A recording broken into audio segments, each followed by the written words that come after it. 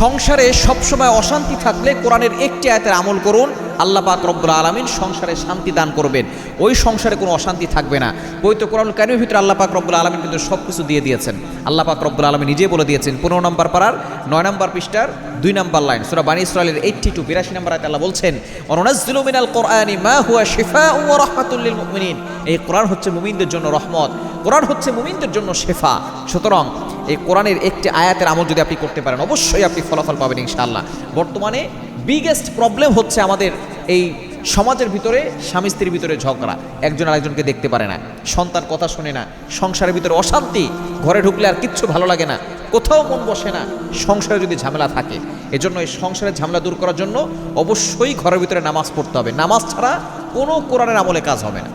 আপনি আল্লাহর কাছ থেকে ফায়দা নেবেন কোরআনের আমল করে, কিন্তু আপনি আল্লাহর ইবাদত করবেন না, আল্লাহর কসম করে বলি কোনো আমলে কিন্তু কাজ হবে না। এই জন্য আপনাকে অবশ্যই 5 ওয়াক্ত নামাজ মাস্ট বি পড়তে হবে।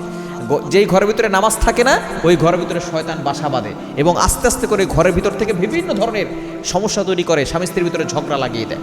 এজন্য 5 ওয়াক্ত নামাজ মাস্ট বি পড়বেন এবং একটা দোয়া পড়বেন পবিত্র কোরআনুল কারীমের ভিতরে 19 নম্বর পারার 5 নম্বর পৃষ্ঠার 6-7 নম্বর লাইন, সূরা ফুরকানের 74 নম্বর আয়াতে রয়েছে, রব্বানা হাব লানা মিন আজওয়াজিনা ওয়া যুররিয়াতিনা কুররাতা আয়ুন ওয়াজআলনা লিল মুত্তাকিনা ইমামা।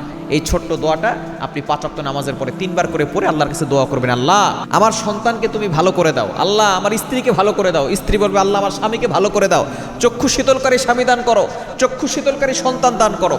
এই দোয়াটা 3 বার পড়বেন, রব্বানা হাব লানা মিন আজওয়াজিনা ওয়া যুররিয়াতিনা কুররাতা আয়ুন ওয়াজআলনা লিল মুত্তাকিনা ইমামা। দেখবেন আল্লাহ পাক রব্বুল আলামিন এই আয়াতের বদৌলতে সংসারের ভিতরে শান্তি দান করবেন এবং চক্ষু শীতলকারী সন্তান, স্ত্রী এবং স্ত্রীদের জন্য চক্ষু শীতলকারী স্বামী আল্লাহ তাআলা দান করে দিবেন।